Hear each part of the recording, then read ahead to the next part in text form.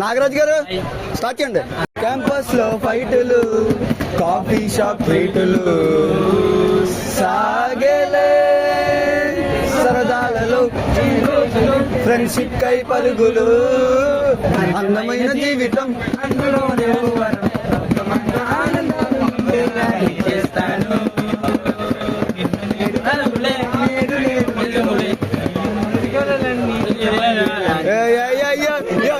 remix